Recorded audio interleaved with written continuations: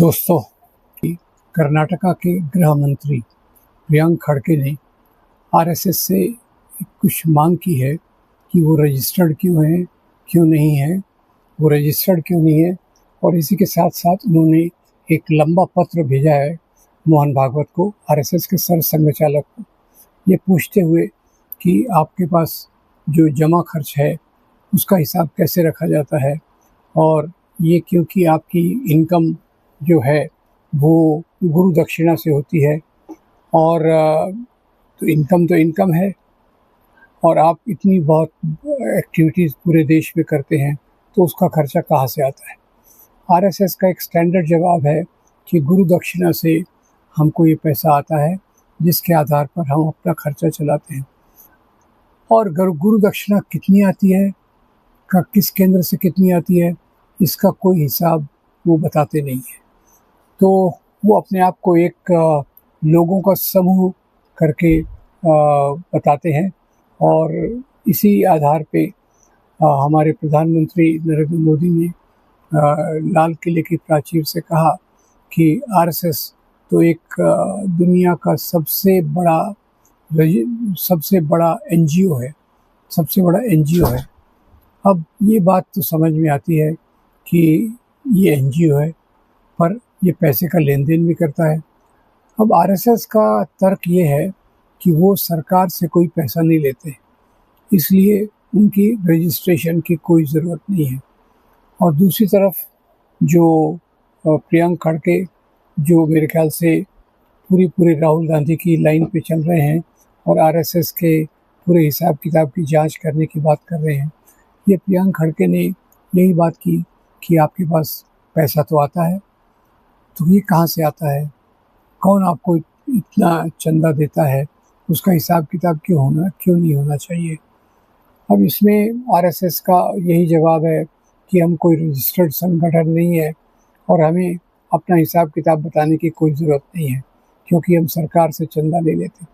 पर अगर देखा जाए तो ये अपने आप को एनजीओ तो कहते हैं, पर रजिस्टर्ड संगठन क्यों नहीं कहते, रजिस्टर्ड क्यों नहीं करते? क्या उनके पास कुछ छुपाने के लिए है? और भी बहुत सारे कारण हो सकते हैं, जैसे इनका जो संगठन है वो जो चीज़ें करता है उनमें जो आपराधिक चीज़ें होती हैं उससे ये अपना पल्ला झाड़ लेता है। सबसे पहली बात हुई थी महात्मा गांधी जी की हत्या, जो आरएसएस के पुराने प्रचारक नाथूराम गोडसे ने की थी। और इसका नाथूराम गोडसे ने जो हत्या की उसका प्रभाव आरएसएस पर न पड़े, तो वो नॉन रजिस्टर्ड संगठन थे, तो उन्होंने कहा तो हमारा तो कोई गोडसे से लेना देना नहीं है, वो आया चला गया, हमको उससे क्या लेना देना। और इस आधार पे उन्होंने अपनी बात को रखी। और सरदार वल्लभ भाई पटेल, जो उस समय उप प्रधानमंत्री और गृह मंत्री थे, उन्होंने आरएसएस पर बैन लगाया, और ये शर्त के साथ कि आपने जो नफरत फैलाई है उसी के कारण महात्मा गांधी की हत्या हुई है। फिर ये उन पर जो बैन लगाया गया उसको उठाने के लिए काफ़ी बातें हुई, कई लोगों में चर्चा हुई, और उनके मध्यस्थी के कारण ये बैन हटाया गया। और इस आधार पर हटाया गया कि आप अपना पूरा एक बही खाता रखेंगे, मेंबरशिप रखेंगे, संविधान बनाएंगे, और मेंबरशिप की जो भी लड़के 17 साल के कम, 18 साल से कम आपके संगठन में आएंगे, उनके गार्जियन से, उनके माता पिता से या पालक से पूरी आपको परमिशन लेना पड़ेगा। तो ये एक कारण समझता है कि आरएसएस अपने आप को रजिस्टर्ड क्यों नहीं करना चाहता। वो कहते हैं हम रजिस्टर्ड क्यों करें, तो दूसरी तरफ से आर्ग्यूमेंट है कि आप रजिस्टर्ड क्यों नहीं करना चाहते, आपको क्या छुपाना है।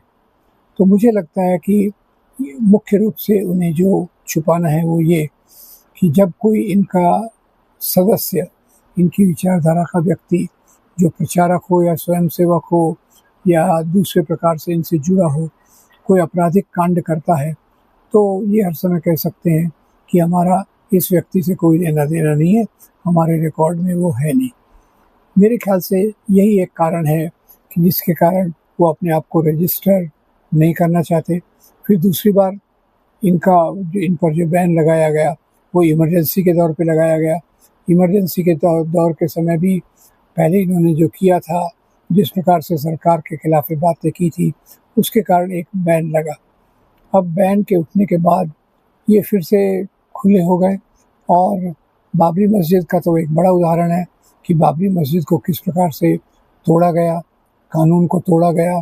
और उसमें जो मंच पर बैठे थे लाल कृष्ण आडवाणी, मुरली मनोहर जोशी और उमा भारती, इनको लिबरल कमीशन ने इसका दोषी पाया, पर फिर भी उनको कोई सज़ा नहीं हुई। ये तीसरा बैन था। इसमें स्पष्ट रूप से बात थी कि आरएसएस से जुड़े हुए लोग इस गैर कानूनी काम में, इस अपराध में शामिल थे। पर खैर, इन्हीं से बचने के लिए शायद आरएसएस रजिस्टर नहीं करना चाहता।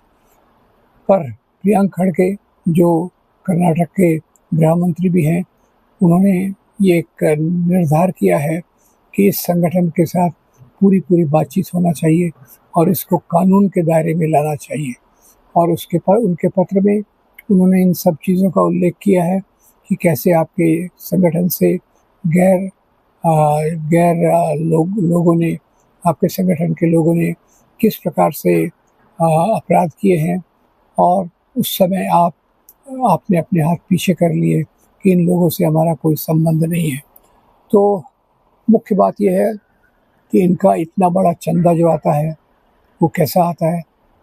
ये तो कहते हैं कि गुरु दक्षिणा से आता है। क्या गुरु दक्षिणा से आए हुए पैसों से इतना सैकड़ों करोड़ का भवन दिल्ली में बन सकता है? तो उसमें उनका जवाब है कि हमारे मातहत जो संगठन हैं, जो करीब 2500 संगठन इनके मातहत हैं, वो रजिस्टर्ड हैं और उनसे जो पैसा आता है वो पैसे से इस प्रकार की गतिविधियां होती है। तो लुब्बो ये है कि पैसा तो इनके पास आता है, खर्चा भी ये करते हैं, पर किसी प्रकार की रोक टोक, किसी प्रकार का सरकारी नियंत्रण इनके खर्च पर नहीं है, किसी प्रकार का सरकारी नियंत्रण इनकी गतिविधियों पर नहीं है।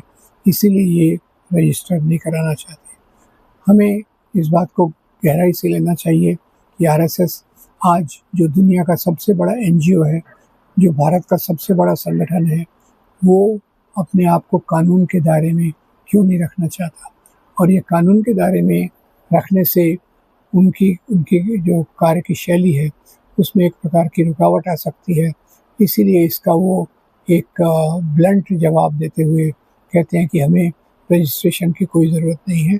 और मोहन भागवत ने अपने जवाब, उनको जो लेटर भेजा गया प्रियंक खड़गे द्वारा, उसके जवाब में यही कहते हैं कि हमें रजिस्टर करने की कोई ज़रूरत नहीं है, हम 100 साल से रजिस्टर्ड नहीं है, तो अभी आप रजिस्ट्री क्यों मांग रहे हैं।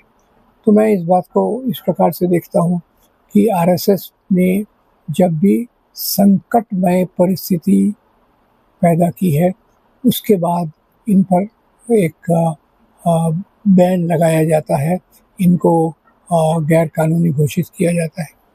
तो अभी भी पिछले 10-15 साल से ऐसी गतिविधियाँ हो रही हैं जो वो लव जिहाद की हो, मंदिर को तोड़ने की बातें हों, या मुसलमानों को डराने के अलग अलग कृत्य हों। कई मस्जिदों को चिन्हित किया गया है कि ये पहले मंदिर थे।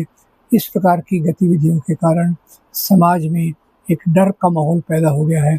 इसीलिए इस सवाल को अभी उठाया जा रहा है कि आप रजिस्टर्ड नहीं है, आप रजिस्टर्ड कर लो ताकि आप सरकारी नियंत्रण में रह सकें।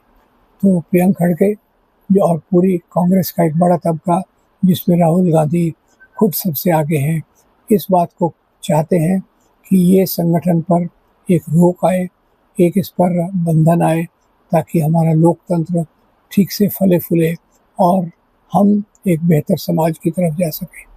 आपका बहुत धन्यवाद। Thank you very much.